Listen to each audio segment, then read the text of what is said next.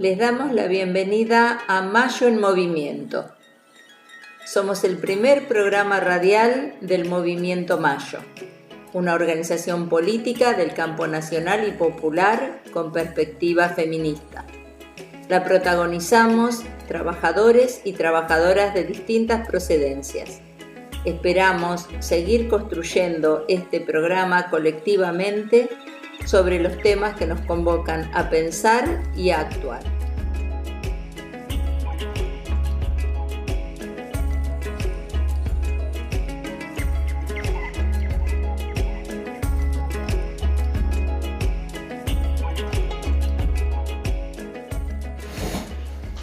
Le damos la bienvenida a una nueva misión de Mayo en Movimiento. Estamos en nuestro programa número 41, con la presencia de Ana María Fiondela, Alicia Quevedo, quien les habla, Eugenio Yáñez. Y para hoy tenemos a dos presencias especiales. Tenemos a Martín Fioretti, que nos acompaña acá en el programa. Lo habrán escuchado a Martín porque le ha participado habitualmente del programa a través de sus columnas de historia. El profe Fioretti. El profe Fioretti, así lo presentábamos. Y tenemos la grata presencia de la concejala Celia Sarmiento, que ahora la va a presentar nuestra compañera Ana Fiondela. Presentala, Ana, y la saludamos a Celia. Bueno, Celia Sarmiento es concejala y presidenta del bloque de concejalas y concejales del Frente de Todos de San Isidro. Es cordobesa de nacimiento y bonaerense por opción y adopción, y desde adolescente vinculada a la militancia social. Tiene amplia formación en periodismo, comunicación y en el área de discapacidad, y participa activamente en múltiples espacios de trabajo comunitario. Bienvenida, Celia. Hola, buenas tardes, Ana, Alicia, Eugenio, Martín. Es re lindo estar en un espacio entre compañeros, compañeras, hablando de cosas que pueden ser interesantes. Y a la vez una ventana para hablar con otras personas también que no vemos desde acá y que esperamos que les interese. Ojalá, ojalá digamos algo que interesante. Bueno, muy bien. Recién fuera del aire charlábamos un poquito con Celia, nos contaba algunas cosas de su trayectoria. Hace apenas unos minutos nos contabas de tus inicios en la política, que fueron muy tempranos en tu vida. Vos tenías apenas 13 años cuando comenzaste a vincularte con la política. Contanos un poquito cómo fue esa experiencia. Es una experiencia familiar heredada. Mi viejo, don Toto Sarmiento, un prócer en Villanueva, en provincia de Córdoba, militante del peronismo de Villanueva.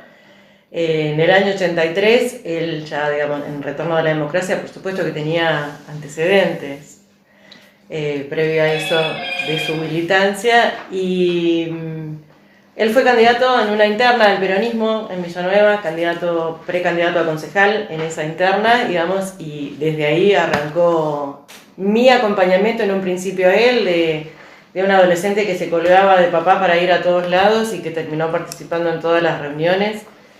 Y que no mucho tiempo después, ya en el 87, armando y estando al frente de una interna de juventud en el peronismo en Villanueva, también eso.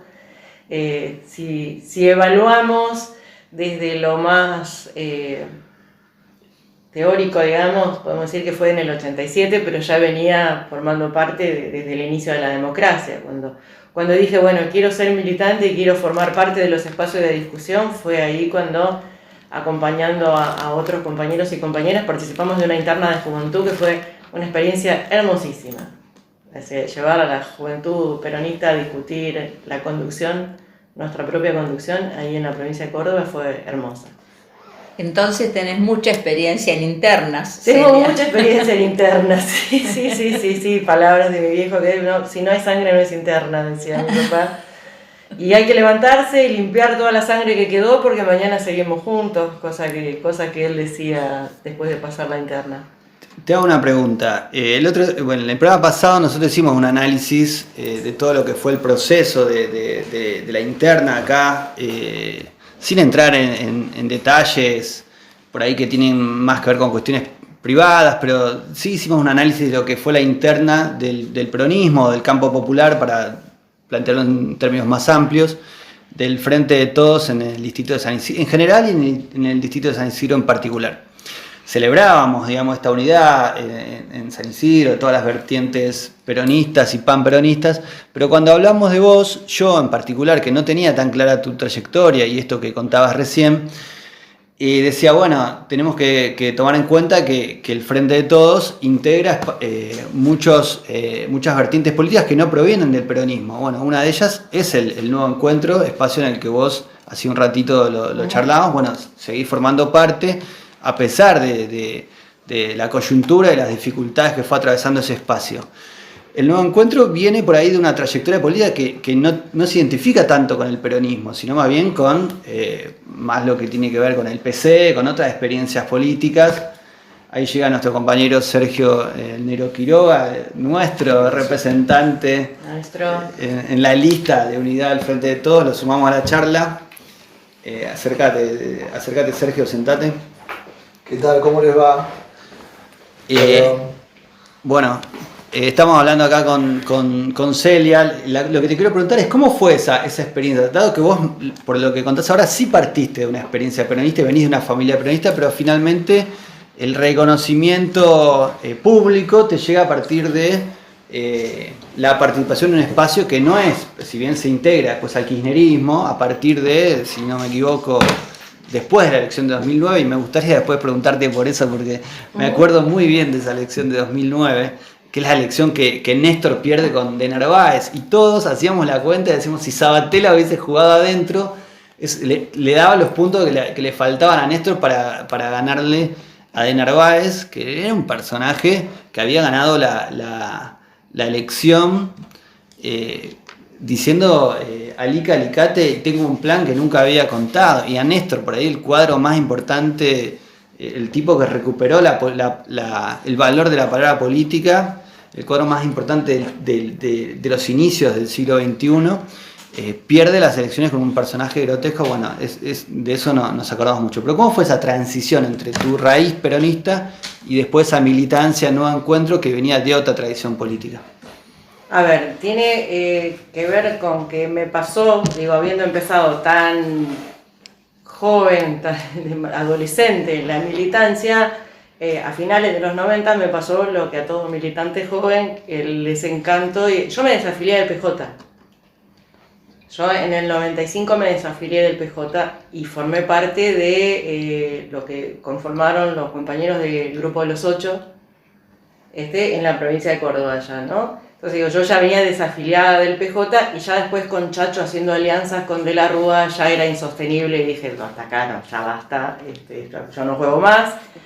Y me quedé, como mencionaba Ana recién, haciendo solo militancia social y estando en el barrio, no queriendo participar y no queriendo, con el desenamoramiento de la política, de los partidos políticos. Desafiliada y desencantada. Y desencantada, ¿no? Con que no quería saber ya nada más de esto. Y sí haciendo militancia social porque era imposible no hacerlo. Yo vivía en Villanueva, en la provincia de Córdoba, en un barrio, en una barriada absolutamente popular, en la que entre todos, pero yo hice un club de fútbol para los pibes y organizaba la comparsa para los carnavales y formé parte de muchas otras cosas. Entonces me había alejado de esto.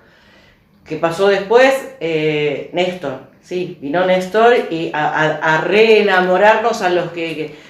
Y cuando empecé a buscar, ya viviendo acá, ya llevaba varios años acá, que fue en el 2001, o sea, no solo ruptura, crisis social, roto todos los acuerdos políticos y todos los acuerdos sociales. Bueno, yo tuve la suerte de encontrar pareja también, ¿no? De conocer a Bruno, que Bruno era de acá, de San Isidro y demás, y me vine a vivir acá. Armé acá mi familia, iba a ser a finales del 2001, nuestro plan se frustró un poco, pasaron cosas. Entonces fue finalmente a comienzo del 2002. No se puede dejar, yo creo que hay condiciones que son innatas, no te podés alejar. Sí. Entonces estaba buscando y no encontraba un lugar a donde hacer la militancia o a donde hacer cosas. Y después encontré, me identifiqué con Néstor, con el mensaje de Néstor, con la bajada de Néstor, y me interesaba el kirchnerismo, digamos, me hice kirchnerista. Pero estuve un largo tiempo sin hacer la militancia y solo leyendo, escribiendo. Después, bueno, hubo situaciones particulares, familiares, que me absorbieron absolutamente, ¿no? Donato, su situación, su diagnóstico y demás, entonces... Contanos un poquito, vos tenés 2 hijos. Tengo 2 hijos, Rafael que tiene 24 años, Donato que tiene 16. Donato tiene una condición del espectro autista, entonces entre 2007, nació en 2004, desde el 2007 hasta 2010, 2011 fue absolutamente 100% eso, ¿no? Digo, yo soy profesora de educación especial, trabajaba en educación especial, trabajaba en escuela, trabajaba en talleres protegidos, digamos, y todo eso se dejó, todo eso fue... Entonces, medio como que tuve una vida entre el 2007 y el 2011... absolutamente 100% madre de Donato y con todo lo que eso conlleva. Después, cuando su situación se encaminó, puedo ser eso, empecé a buscar a dónde poner yo mi libido política, les digo siempre, ¿no? Porque es eso. Y encontré el Nuevo Encuentro, esa síntesis kirchnerista, que aparte encontraba... Me dijiste año 2011. Sí. O sea, ya un Nuevo Encuentro que jugaba dentro del kirchnerismo definitivamente. Sí, y yo a una sola cosa siempre hago un comentario con respecto a los orígenes de aquel Nuevo Encuentro, de aquel Martín Sabatella, del que yo no formaba parte, pero digo, era muy difícil ser peronista con Rousselot en Morón, entonces había que hacer otra cosa, ¿no? Pero bueno, digo, yo me incorporo en el 2011 porque era la síntesis del kirchnerismo al que yo me adscribía y con el que me identificaba y con él. Y había visto a Martín acompañando en el conflicto del 2008, si bien no formaba parte, fue uno de los que estuvo en la calle bancando el embate agro-carca. Entonces, digamos, eso es Nuevo Encuentro. Y no solo el discurso, la ideología, el concepto que tiene el Nuevo Encuentro como... Nosotros a veces al principio nos reíamos y después lo entendimos y lo adoptamos cuando se hace la descripción de qué es. Entonces decimos, bueno, somos, un poco adscribimos a la Revolución del Parque, al primer irigoyenismo, porque es eso, el Nuevo Encuentro es la confluencia de muchas corrientes. Digo yo, que vengo de haberle renunciado a Julio César Arauz, que era el presidente del PJ en Córdoba en ese momento. Había que ser militante de Chiche, ¿no? Entonces, eso, y los otros, tengo mi compañero Bruno, él viene de militancia del socialismo y también es de Nuevo Encuentro. Tenemos compañeros del PC, tenemos compañeros que nunca hicieron nada antes y que les parece que Nuevo Encuentro es el lugar donde pueden adscribirse. Y Por después eso... están los pibes, por suerte los pibes son todos peronistas. Los pibes de Nuevo Encuentro son todos peronistas. Por eso se llamará Frente de Todos, nuestro espacio. Porque es así. Sí, comentamos que el Nuevo Encuentro en ese momento era un aire fresco. Era un aire fresco para los que querían hacer política y no encontraban en el PJ, obviamente en la derecha tampoco, pero no encontraban en el PJ una contención. Que pues, de alguna manera el PJ en ese momento representaba la vieja política y el Nuevo Encuentro venía a hacer otra forma de hacer política. Digo, ahí aparece Ley de Medios, ahí aparece AFCA. Sí. ¿Cómo vos militaste activamente la Ley de Medios? Yo recuerdo esos momentos. Sí. Digo, ¿cómo sigue esa historia con la Ley de Medios, el AFCA? Lo conversábamos con Eugenio recién fuera del aire. En realidad, el primer dolor fue por decreto derogar artículos puntuales de la ley. La Ley de Medios no está derogada, la Ley de Medios está vigente. Lo que no está vigente son los artículos que hacían a la democratización de los medios. Claro, quizás los más importantes en términos de que la Ley de Medios existiera. No sea algo, que los medios no sean algo hegemónico, en una empresa hegemónica que abarque todo el país y que una sola palabra sea la que confluya en nuestro territorio, sino que hacía esa democratización. Sí, pues la Ley de Medios no está derogada, sí está derogado todos los artículos que hacían a la democratización de los medios. Y no estaba, fue doloroso, fue doloroso desde que Martín el 25 de diciembre del 2015 los retirara la Policía Federal del edificio. Hasta a mí personalmente me tocó, yo trabajaba en ese momento en la delegación de Tigre, que me cambiaron la cerradura y no pude entrar cuando volví a trabajar. Yo volví a trabajar el 6 de enero y ya no podía entrar, no tenía un lugar a donde volver, que fue simbólico también volver. A ver, ya sabía que no tenía continuidad, pero digamos, había que ir igual y comprobarlo. Fue igual de doloroso que todas las cosas que sucedieron en enero de 2015. ¿No? Ahí, apenas asumido. Fue una de las primeras cosas que hizo, fue 2016, desmantelar la ley de 2016. Sí, fue 18, 20 de diciembre, una cosa así, porque ya el 24 de diciembre fueron a desplazarlo a Martín yo estaba en Córdoba, me había ido, tenía esos días de vacaciones, me había ido a la casa de mi mamá a Córdoba. O sea, y ver por televisión eso fue cruel. Vos sabés, Celia, que acá unos cuantos locos, maestros, estábamos ahí. Estuvimos ahí, estuvimos haciendo el aguante, pensábamos que íbamos a pasar la Navidad ahí. Sí. Fue muy duro, muy triste, muy devastador y fue simplemente el inicio de una destrucción infinitamente más grande, pero que arrancó así, con toda la fuerza. Sí, enero del 16 significó eso. Ver compañeros y compañeras en todos los ámbitos que querían entrar a su puesto de trabajo y que no los dejaban. Y eso fue el desplome de todo tejido social, ¿no? El derramamiento, el rompimiento de todas construcciones, y puntualmente la ley de medios. Una ley de medios que no la militamos esos 4 años. Una ley de medios que yo me sumé cuando ya tenía 15 años de trabajada y de estudiada y debatida. Los distintos sectores docentes trabajaron un montón en esa construcción. Mucho, y creo que nunca te lo conté esto, a pesar de que nos encontramos siempre. En enero de ese año, que andábamos como en pena, sí. tomándonos los días de vacaciones, pero mal, la verdad muy mal. Martín Sabatella hizo un encuentro en Villa Gesell, en la playa. Tenemos fotos de un montón de maestros que nos encontramos allá, ¿no? Que fuimos juntos, nos encontramos ¿Villa Gesell o Mar del Plata? Yo en Villa Gesell. Porque yo fui al de Mar del Plata. Bueno, porque Martín se levantó, se sacudió la tierra y en enero del 16 ya estaba haciendo la recuerdo plaza de del esos pueblo días a Martín y a Axel. Axel Kicillof y Martín Sabatella recorriendo las plazas del pueblo, las playas, los lugares donde había gente, y debo decir que con muchísima repercusión. Estaban los médanos llenos de gente. Sí. Que había que dejar la playa para ir a escuchar una charla política. Yo estuve en la de Mar del Plata. Sí, pasó eso, digo, fue una voz constante durante todo el 2016 bancando los trapos de lo que había quedado. Tenemos de ese encuentro una foto con un cartel en forma de patente de auto que decía CFK 2019. Sí. Y ahí poníamos Cristina Conducción. las fichas. Bueno, Martín arrancó en las plazas del pueblo con Cristina Conducción, ¿no? Cuando todo el mundo decía Cristina ya está, ya fue, desapareció.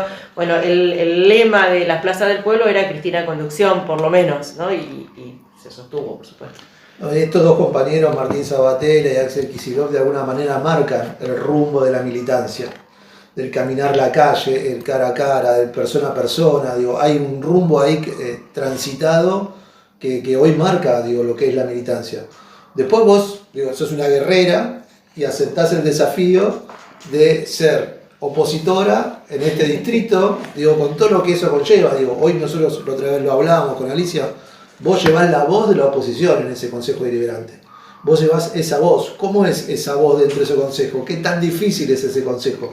Porque sabemos lo que significa, digo, ser oposición en un distrito de una hegemonía de 40 años, con una construcción política, digo, que hay que reconocerle de determinada forma, digo, que no es una construcción política que nosotros haríamos, pero que está hecha, y ser la voz opositora en ese Consejo Deliberante.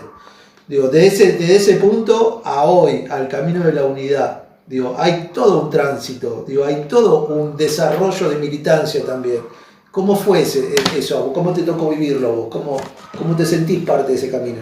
Mira, como trayecto de resultado de elecciones, por ejemplo, yo entré como Unidad Ciudadana, ¿no? En el 2017, con la construcción, ya que hablábamos de Martín, cuando se arma Unidad Ciudadana con Colina, Nuevo Encuentro, algunos sectores del peronismo, Gioja, por supuesto, como PJ.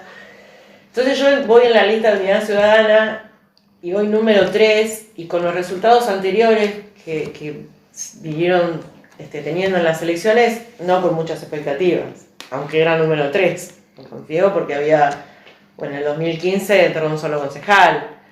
¿Quién encabezó esa lista en 2017 para Unidad Ciudadana? Fernanda Miño. Fernanda Miño, Marco Ciani y yo, y entramos 3. O sea, ya ahí empezamos a cambiar un poco la matriz de al menos de los resultados, que no es poco, ¿no? Porque estaba enfrente el candidato del peronismo, que era Leandro Martín, que no llegó a romper el 35% de los votos, entonces no pudo entrar, iba a la lista de Florencio Randazzo.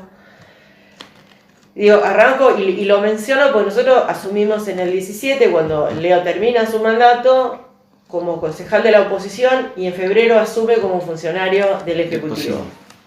Toda una línea de coherencia. Absolutamente. Entonces, lo menciono por esto, digo, porque había que transitar, y hay que transitar esta oposición sin transformarse en eso. No, sin duda, digo, por eso yo arranco por el camino, digo, el final es la lista de unidad. Es la lista de unidad, pero en el medio pasaron, digo, toda una construcción, digo, que había que sostenerse en ese lugar de construcción. Sí. Había que tener claro, digo, en 4 años llegar a una unidad. Hubo momentos muy difíciles, en los que, digo, yo he estado encerrada en una oficina con 6, 7 concejales, 6, 7, que algún dirigente nacional que bajó también a decirme, hay que votar esto. Esto hay que votarlo, y había que votar la fiscal impositiva. O sea, contanos, Celia, ¿qué es la fiscal impositiva? La fiscal impositiva son 2 ordenanzas, una ordenanza fiscal, una ordenanza impositiva, en la que se determina nada más y nada menos que el aumento de las tasas. El aumento o no de las tasas, digamos, ¿no? En la que se determina, de lo que vamos a pagar todos los vecinos. Claro, ¿cuánto piensa recaudar el municipio en ese año? Entonces, para recaudar todo eso, necesita aumentar o no la tasa, siempre es un aumento. Y nosotros, que respondemos ya a la conducción local de María Teresa García, Teresa siempre lo que nos dice es: ustedes hagan lo que quieran, presenten los proyectos que quieran, pero hay 2 cosas que no se votan: ni rendición de cuentas ni fiscal impositiva. Porque son las herramientas que necesita el municipio para hacer lo que quiera. Ni siquiera presupuesto es tan importante. Es como darles carta blanca. Exactamente. Y nosotros, me ha pasado eso, digo, de ser la concejal que estaba con otros 5 concejales, más una dirigente nacional, diciéndome: hay que votar la fiscal impositiva. Esto se vota porque esto se vota y porque esto se vota. Yo digo, ha sido muy difícil transitar ese camino de oposición ahí adentro. Y después, ya una vez un poco más consolidada, la oposición, porque además otra cosa que aprendimos a hacer, que aprendimos a hacer es jugar el juego de la alianza de la oposición, que no significa que yo estoy aliada con la derecha, digo, el otro sector de la oposición, que es Convocación, ¿no? Que es la derecha de San Isidro, que con todos los que significa. Nosotros somos 6. Ellos son 7, entonces podemos tener los 13 votos que se necesita para que el posismo no gane las votaciones. Contanos quiénes somos los 6 ahora. ¿Quiénes somos los 6 ahora? Hay un interbloque, no hay bloque unificado todavía. Una es María Soledad Durán, Pupi Durán, que es el Frente Renovador, pero con quien laburamos codo a codo de los 2 años que hace que entró. Milena Lamonega, Gastón Fernández, Lucía Claramunt, Marco Ciani, que se incorporó al bloque hace 2 meses, y yo. Entonces eso es el interbloque de todos, de 6. Lucía, que está en lugar ocupando... Lucía asumió el reemplazo de Fernanda Miño cuando ella fue designada secretaria de Integración Sociourbana a nivel nacional. Ella ingresa en reemplazo de Miño. ahora se termina el mandato de Miño, termina también el mandato de Lu. Les mandamos un saludo muy grande a nuestros compañeros concejales y concejalas, a Lucía particularmente y a Milena porque son docentes como nosotros. Exactamente. A Gastón le vamos a mandar un saludo también especialísimo porque acaba de promover la creación de un nuevo centro de formación profesional, una nueva escuela con salida a los oficios náuticos en San Isidro y esperamos tenerlo prontamente acá de invitado contándonos todos los detalles de esto. Tiene un montón para contar eso, Gastón. Es hermoso eso, es hermoso esa victoria. Ya lo invitamos, así que próximamente lo vamos a tener acá sentado también. Y para continuar con esto que vos nos estás contando, Celia, digo, hubo todo un tránsito y un camino de construcción a la unidad. ¿Sí? En donde seguramente en algún momento con mayor soledad, con menos soledad, se llega a esta unidad. Esta unidad, digo, en el que nosotros queremos de alguna manera resignificar, porque no es solamente un frente electoral de unidad. No. Esto significa mucho más que un frente electoral de unidad. ¿Qué oportunidades nos brinda esta unidad? No queremos que sea un frente, claro. No queremos que sea solo un frente electoral. No, porque hasta puedo decir, si no, es en vano todo lo previo. Claro. Es en vano todo lo previo, porque se podría haber dicho, bueno, está bien, listo, vamos a las PASO, que salga lo que salga, y después, con el resultado de las PASO, se rejunta de nuevo y entra el que entra. Pero no nos da lo mismo. No nos da lo mismo porque tenemos otro objetivo que es el 23. Claro. Esta elección tiene otro objetivo que es el 23. Entonces, el esfuerzo, la voluntad y la decisión tiene que ser mantener esta unidad para en el 23 hacerle frente y hacer una buena disputa por el poder en San Isidro. Acá hay todo un valor simbólico de llegar juntos, de llegar en la unidad. Digo, hay todo un valor simbólico, pero también hay todo un valor material de lo que esta construcción de unidad significa en la concreción de proyectos, en la mirada en conjunto, en una acá y caminar juntos hacia adelante, digo, en poder tener políticas, digo, o la concreción de ordenanzas municipales que nos permitan a los ciudadanos de San Isidro obtener otros beneficios, otros derechos, digo, poder mirar y llegar al núcleo duro que a veces es tan difícil de llegar dentro de nuestro distrito, poder llegar al pueblo, digo, ya aquel que más nos necesita, digo, esa mirada me parece que se enriquece totalmente con esta lista de unidad, a la cual no podemos dejar de entregarnos por completo para llegar al objetivo máximo que es el 2023. Sí, mira, hace poquito, en la última semana, charlando con los dos compañeros que encabezan la lista, con Federico Meca y con Mateo Bartolini, pues no los conocemos. Digo, nos pasa eso, ¿no? Con Meca sí, con Meca hemos compartido trabajo, él trabaja en el Consejo Deliberante, él es asesor en materia presupuestaria del Frente Renovador. Es más, en mi primer año lo he consultado bastante en temas de presupuesto, pero a Mateo lo conocemos de cruzarnos en algún lugar, no esta de sentarnos a hablar y decir, bueno, che, ¿y a vos qué te gusta? ¿Qué tema te interesa? ¿De qué te querés ocupar? ¿De qué querés hablar vos en la campaña? Y así yo no. Y estaba bueno eso, porque es empezarnos así, incluso para no pisarnos en el discurso, desde eso que va a significar después poder articular y activar la acción también, ¿no? Digo, porque si yo sigo caminando con alguien al lado que llega y que forma parte de la lista y que porque no me va a importar después cómo sigue la unidad, no le pregunto qué cosas le gustan, de qué se quiere ocupar. No, total, vamos y hacemos la campaña, después contamos los votos y vemos cómo salimos. El objetivo está en hacer el trabajo en conjunto. Ojalá no nos cueste tanto. La lista de unidad no como punto de llegada, sino como punto de partida.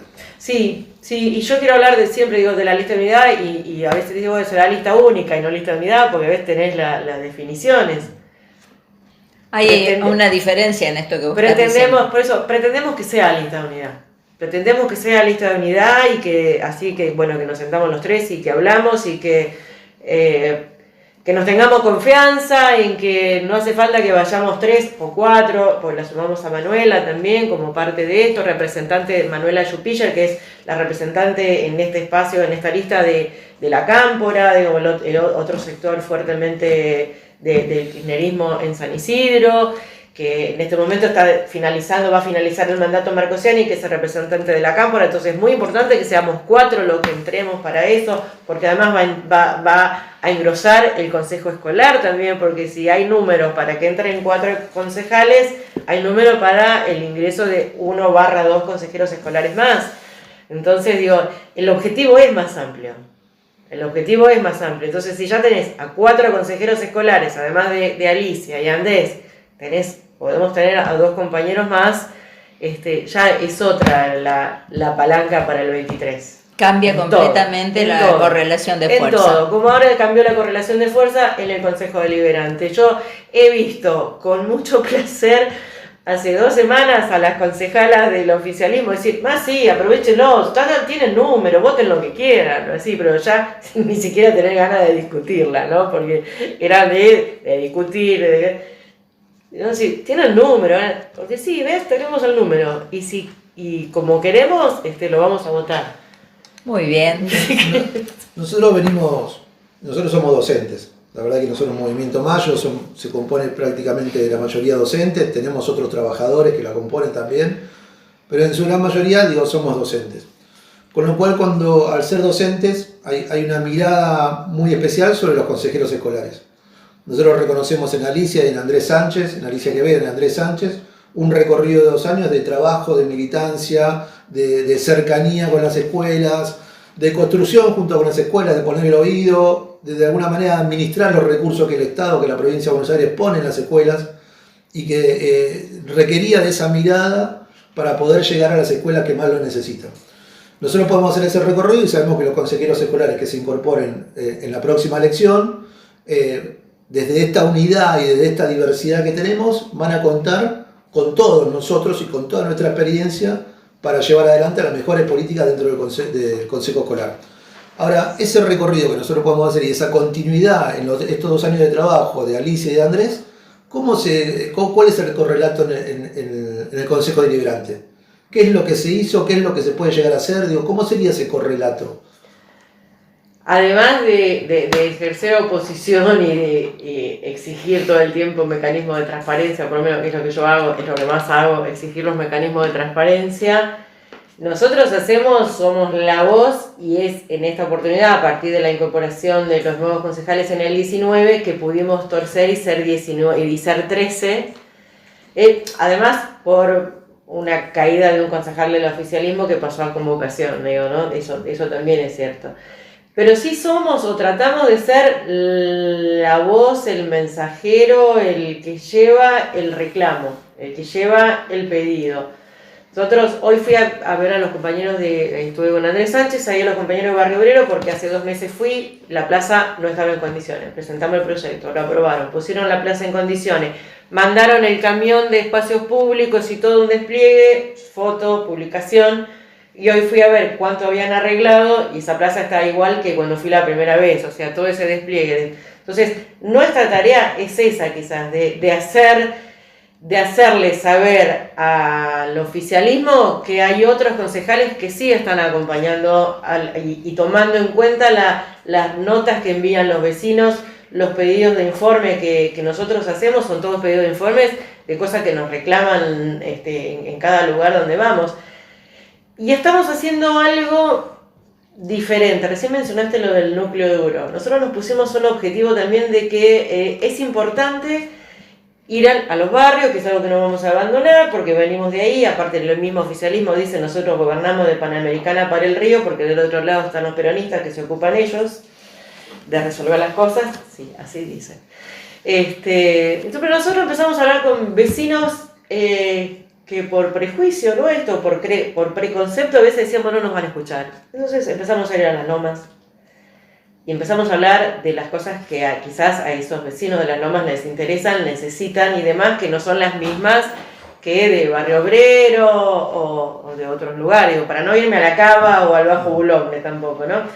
Entonces empezamos a meternos y a llevar las demandas y los reclamos de los vecinos y las vecinas de esos otros sectores medios a los que nunca se nos había puesto antes decir, decíamos, no, ahí no nos votan, ¿a qué vamos a ir? Nosotros sí vamos.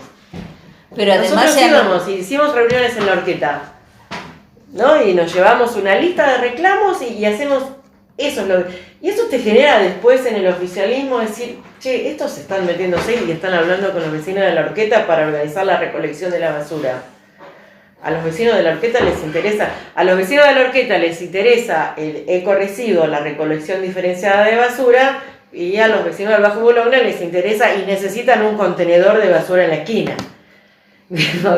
Entonces, nosotros lo que hacemos, tratamos de tomar todo el tiempo todas esas demandas. Algunas las transformamos en proyectos de ordenanza, casi todas las transformamos en proyectos de ordenanza, algunas las aprueban, otras no. Pero además ocuparon muchísimo de las escuelas del barrio San Isidro, Sí. del problema que tenían de conexión de cloacas, se ocuparon mucho también de la conectividad Sí. tan necesaria en esta época en que no podíamos ir presencialmente a clase.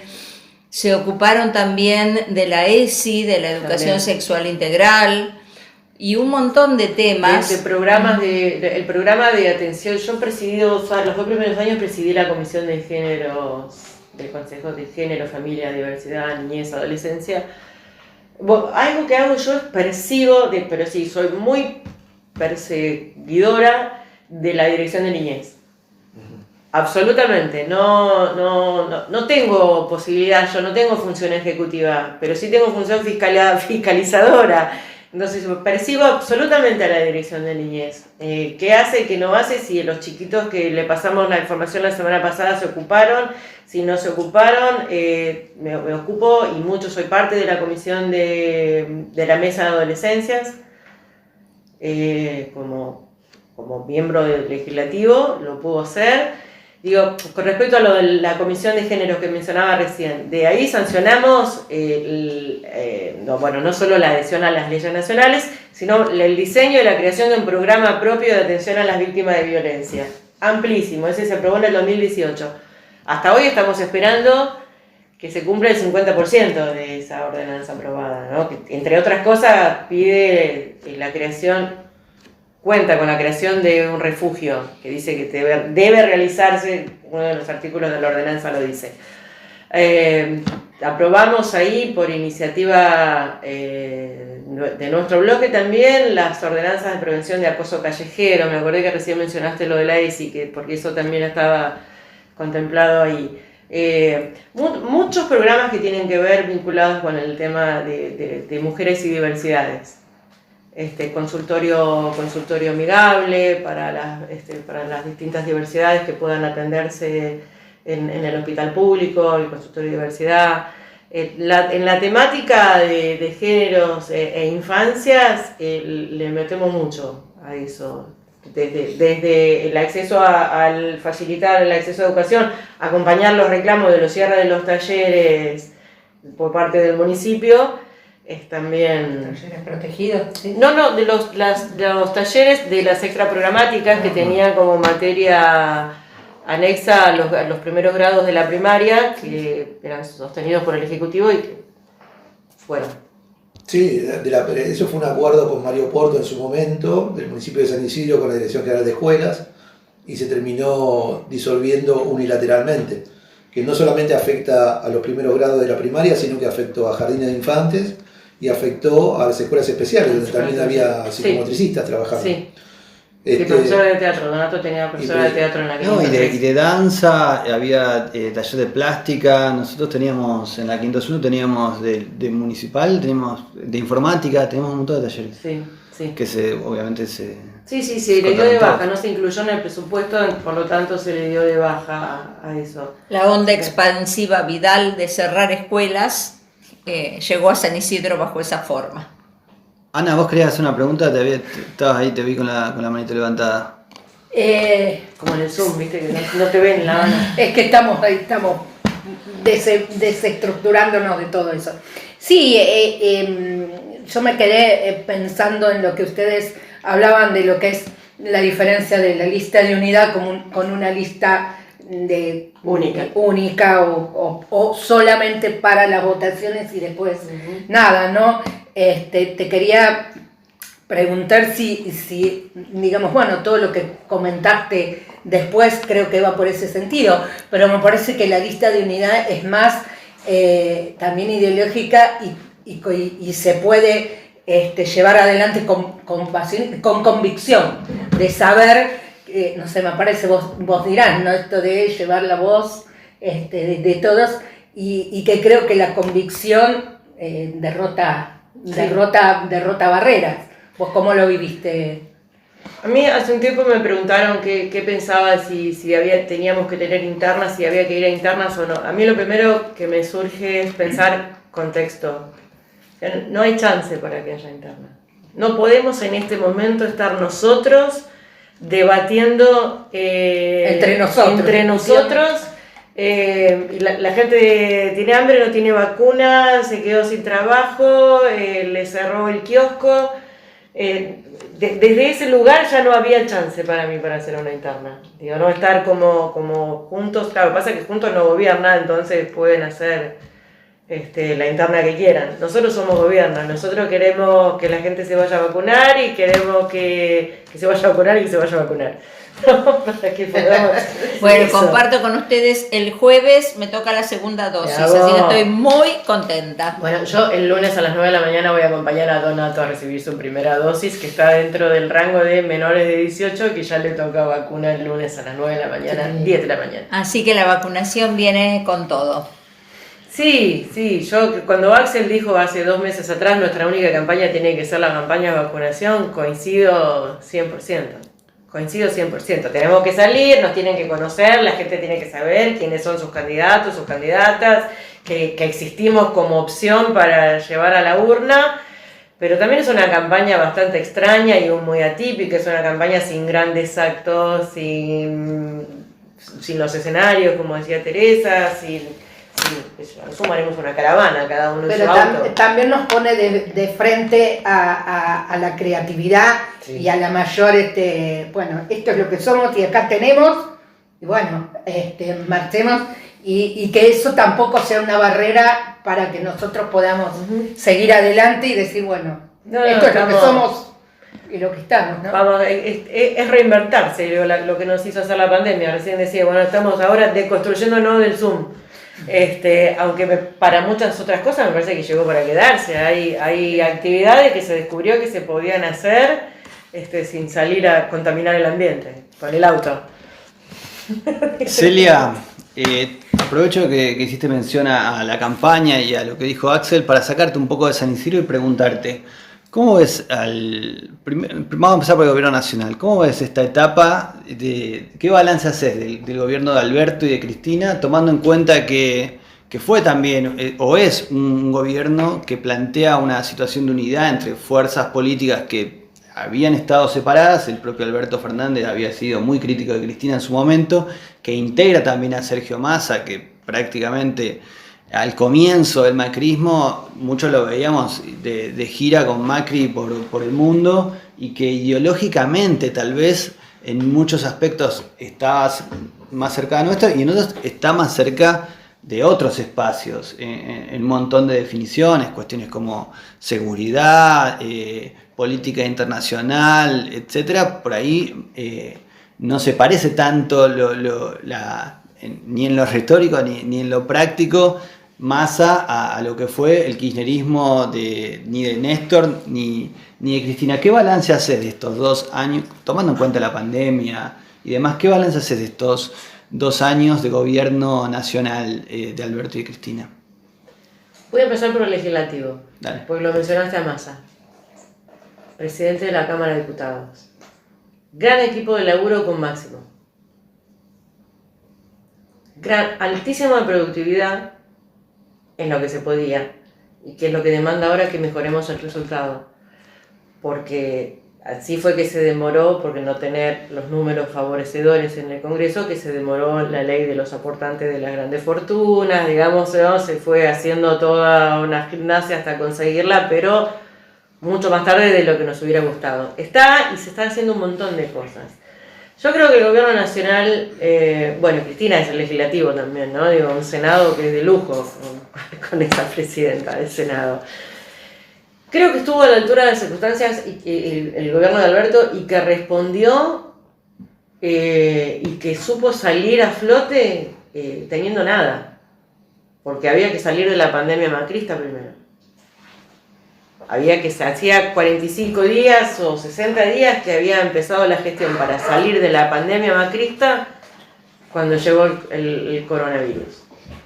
Y sin saber de qué se trataba, rodearse de los mejores, porque a mí me parece que el equipo de especialistas que lo asesoró en materia médica, infectológica, epidemiológica o como sea, que se llame, fueron los mejores. Nos duelen muchísimo los 100 y pico mil de muertos, pero también, y no me parece contrafáctico, a mí me pasa muchas veces que hablo con opositores que me dicen, es contrafáctico decir que se hubieran muerto mucho más. Para mí no es contrafáctico. Para mí no es contrafáctico, porque en el único lugar donde colapsó el sistema de salud pública fue en Jujuy. En otro lugar no hubo colapso de salud pública. No me parece, para mí no es contrafáctico decir, con Macri hubiera sido peor, o si... No, porque no tenías Ministerio de Seguridad. Entonces, no tenías Ministerio, sí tenías Ministerio de Seguridad, justamente. Sí, justamente tenías Ministerio de Seguridad, no tenías Ministerio de Salud. Para mí está bien, me parece que no llega. Me preguntabas hace 2 meses y te hubiera dicho, está llegando muy débil al momento del escrutinio. ¿Qué sentís que lo fortaleció? ¿La campaña de vacunación? La campaña de vacunación lo fortaleció, hay recuperación económica. Ayer escuchaba, esta mañana, qué largo que se me hizo el día, que me parece que fue ayer que escuché a Alfredo Zayat. Escuchaba a Zayat hoy hablar de los indicadores del crecimiento de la industria y algunos económicos que están al mismo nivel de este año, de este mes en el 18. O sea, incluso pre-pandemia, con todo lo mal que estaba en el 18, ¿no? Sí. Con todo lo mal que estaba en el 18, previo a la devaluación, el macrismo y demás. O sea, hay recuperación, hay índices de recuperación. Y no siento estas 2 semanas ya de campaña, me está pasando que no siento tanto descontento en la calle. Nosotros que hacemos la campaña de tenemos muchas campañas, esta cosa de enojados, está como más precavida. No está la gente diciendo, sí, estoy enamorada y voy a salir a votar, pero como más precavida. Y sí, creo que ayudó la vacunación, sin duda que es un punto de quiebre, es una bisagra. Es una bisagra y que además la lluvia de vacunas constante rompe mensaje todo el tiempo. Ayer cuando vi no sé si vieron la foto de Camilo Vaca Narvaja, que poniéndose, lo habían vacunado y tenía una tapa de Clarín que decía, los mayores entre 18 y 60 van a vacunarse recién a fin de año o en el 2022, ¿no? Como desmintiendo no se llegaba este año. Que no se llegaba este año a la vacunación. Y creo que la realidad, en ese caso, en términos de vacunación, la realidad lo fue superando. Porque no dejaron de... Está bien, hubo incumplimiento, yo no sé si decir hubo incumplimiento de la llegada de la vacuna en tiempo y forma. Hay un mundo que está reclamando vacunas. Pasa a todo el mundo. Si me permitís aportar algo más y que me parece que para mí es de gran valor por parte de este gobierno, es el cumplimiento de la palabra empeñada. Este gobierno cumple con la palabra empeñada. Cumple con la palabra empeñada en relación a las vacunas y salió a pelear cada dosis de vacuna. Cumplió con la palabra empeñada y resolvió un problema de años que tiene que ver con el ingreso a las ganancias. Sí. Hoy 1.200.000 trabajadores no pagamos ganancias. Y todo lo que eso significa en el bolsillo del trabajador y el valor que le agrega a la economía cotidiana de todos los días. Eso me parece que de acá a noviembre, de acá a la elección general por los puntos... Que es en noviembre, ¿no? Que es en noviembre, de acá a los puntos, eso le va a agregar un valor y hace que la economía resurja nuevamente. Hay recuperación económica y no es discurso, no es relato. Es lenta, todos querríamos que fuera más, porque vuelvo con lo mismo, veníamos de la pandemia macrista, donde las persianas de los negocios, de los locales se cerraron en ese momento. No después con la cuarentena. Avenida Santa Fe, Yo recuerdo haber caminado una tarde desde Paraná y ya por Centenario Largo, solo para contar los portones, las persianas que estaban bajas con la faja de se alquila. Había uno abierto, dos cerrados, uno abierto, dos cerrados, tres cerrados. Eso era profundamente triste también. Yo te quería preguntar, ¿cómo ves la geopolítica en la interna, no, en las elecciones, o las elecciones en la geopolítica, mezclado, y el escenario en América Latina en los últimos años? ¿Cómo lo ves? Bueno, de ahí me siento más limitada para responder, No, bueno. pero algo voy a decir, ¿no? El que preguntó es el profe Fioretti, aclaro. A ver, yo no creo mucho en ese discurso de se está derechizando la política latinoamericana.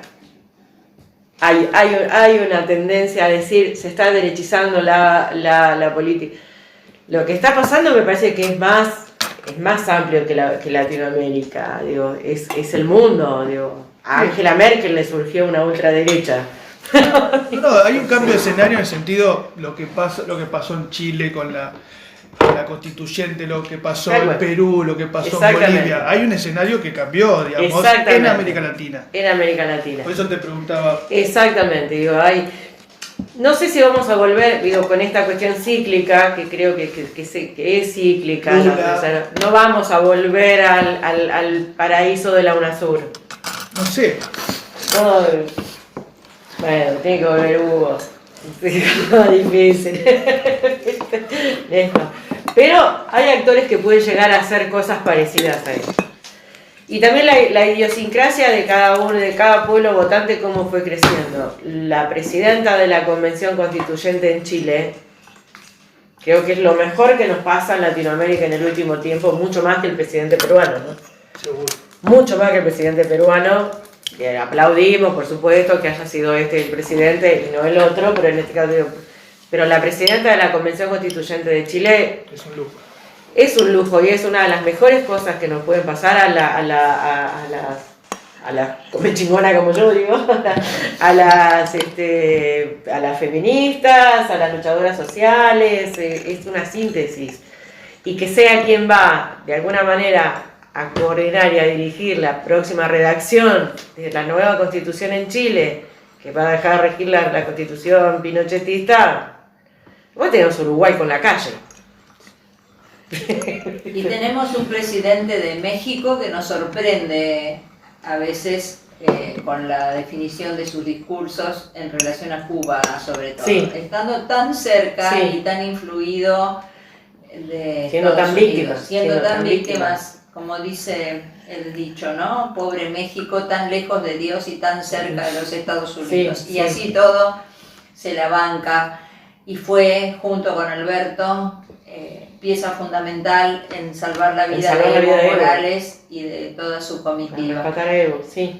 Nunca deja de sorprendernos esta América que habitamos. Bueno, con AMLO también, digo, esperamos mucho que AMLO fuera presidente. Estuvimos muchos años esperando que López Obrador llegara a la presidencia de México y llegó. Capaz sí se mantiene con un discurso ya bastante más lavado también en la lucha contra el narcotráfico, que fue su gran batalla, su gran bandera. Bueno, pero hay que pelear contra el narcotráfico también, digo, ¿no? Y después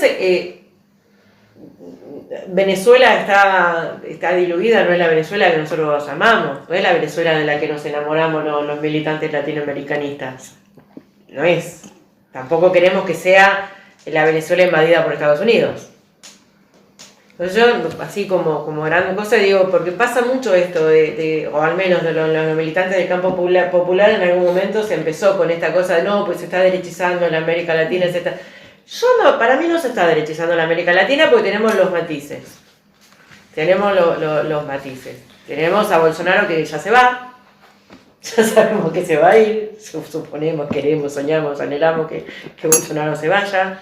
Están las condiciones dadas, me parece, para que Bolsonaro se vaya. Bueno, ahí tenemos el ejemplo, ¿no?, de cómo se manejó la pandemia, que acá nos acusa la derecha de que manejamos mal la pandemia, Mirá Bolsonaro cómo manejó la pandemia. Digamos que entre el 2008 y el 2016 hubo una Sí. avanzada a la derecha Sí. y ahora se está revirtiendo. Esta América es como uno de nuestros ponchos. Tiene todos los colores, no solamente políticamente, socialmente, sino también étnicamente, ¿no?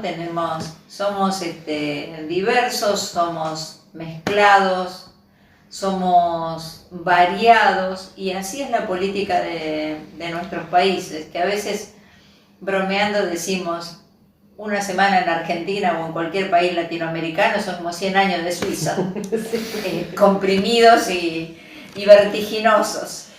Pero hay algo, yo agregando lo que estaban diciendo ustedes, hay algo que me parece fundamental. Es una América Latina democrática y que hubo que pelearlo, y que no hubo que pelearlo hace 50 años atrás, hubo que pelearlo hace muy poquito. El año pasado. El año pasado. Y sin embargo tenemos una América Latina democrática. Uno ya no niega esa democracia en América Latina y no la pone en duda prácticamente. Democracia que hay que perfeccionar, democracia que tiene que ser, la democracia para que sea democracia tiene que llegar al último eslabón de todos, al más humilde, al que más necesita. Eso es la democracia. Que hay que seguir peleándola, que hay que seguir construyéndola, que hay que seguir ganando en esa correlación de fuerza que nos permita llegar con derechos, con más derechos y todo esto. Pero hay una América Latina que solamente va a poder avanzar si es democrática. Y esa democracia la logramos conquistar a fuerza de luchas. Y hasta hace muy poquito. Sí. Bueno, les digo a todos que nos quedan muy poquitos minutos para conversar con Celia. 3 minutos más. Así que yo te quería hacer 2 preguntas. No sé si vas a llegar a tiempo a contestarme las 2. Como para ocupar los 3 minutos. Como para ocupar los 3 minutos yo. No. Una es, ¿cuál es esta es más de tipo político partidario? ¿Cuál es el momento de Nuevo Encuentro? Me interesa particularmente. ¿En qué momento está Nuevo Encuentro actualmente? Está en un momento pareciera complejo en muchos distritos. Por ahí muchos militantes de Nuevo Encuentro que yo conocía ya no pertenecen a ese espacio, sino que cambiaron de nombre.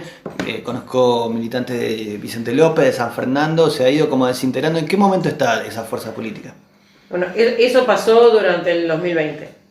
Eso pasó durante el 2020, que hubo quien era la conducción del partido en la provincia en ese momento, que es el compañero Adrián Grana, entendía que había que... no me sale ahora el verbo que había inventado Adrián en ese momento, pero como que había que hacer menos Nuevo Encuentro, dejar de hacer cada vez menos Nuevo Encuentro y hacer cada vez más PJ.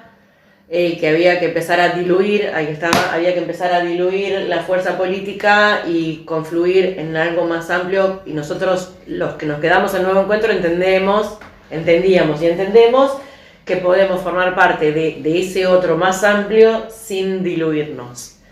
Hubo una ruptura. Quien era el presidente del partido en ese momento fue Adrián Grana, decidió que debía ser así. Hubo muchos otros que decidimos que no debía ser así. Entonces se sucedió esa ruptura y hubo algunos distritos, como en el caso de San Fernando o de Vicente López. También digo, Vicente López en un momento parecía que había desaparecido Nuevo Encuentro, pero por suerte no fue así. Hay un grupo importante, por supuesto, digo, quien era el referente, Julio, Cereza, compañero a quien quiero muchísimo. Sigo acompañando y compartiendo tarea legislativa, pero él forma parte hoy de la agrupación que se conformó a partir de la salida de Nuevo Encuentro. Pero después surgieron otros que se habían ido del partido, que se habían ido de Nuevo Encuentro ya por diferencias históricas con la conducción, con Grana, con Boyanowski, y que cuando ellos se alejaron volvieron al partido y dijeron, bueno, puedo volver a no ser Nuevo Encuentro ahora que esa conducción que me ponía a distancia ya no está. Y así pasó en muchos distritos, y hubo muchos distritos que se construyó un Nuevo Encuentro que no estaba, y que uno de los obstáculos para la construcción de ese Nuevo Encuentro era esta conducción. Esas cosas que surgieron a partir de la ruptura, las crisis provocan esas cosas de las que vos te das cuenta que estaban sucediendo y decís, ay, pero esto estaba pasando y yo creía que era natural y era normal que pasara. Sigue siendo la fuerza, y hubimos algunos que decidimos armar una mesa de conducción nueva en la provincia, se armó una asamblea, se citó a todos los compañeros y Y con mucho orgullo y con mucha alegría, pues sí, bueno, decidimos que la conducción sea Mónica, porque Mónica Macha es Mónica Macha, independientemente de que sea Sabatella su pareja. esposo. Mónica es toda ella una entidad política mucho más allá de Martín. La conducción en la provincia es Mónica Macha. Bueno, y la última mía, y te pido poder de síntesis. ¿Vamos a llegar a ver al peronismo o al campo popular gobernando San Isidro? Sí. Trabajamos para eso. Por eso queremos una lista de unidad. Queremos eso. Vamos a trabajar para eso. Bueno, te agradecemos mucho tu presencia aquí. Te hemos paseado por un montón de temas. La verdad que muy agradecidos, espero que la hayas pasado bien. La verdad que a nosotros nos encantó también. Muchas gracias. Gracias. Los invitamos a buscarnos en las redes como Movimiento Mayo San Isidro. Estamos en Facebook, Twitter, Instagram y YouTube. Pueden dejarnos comentarios o sugerencias. Nos despedimos hasta la próxima.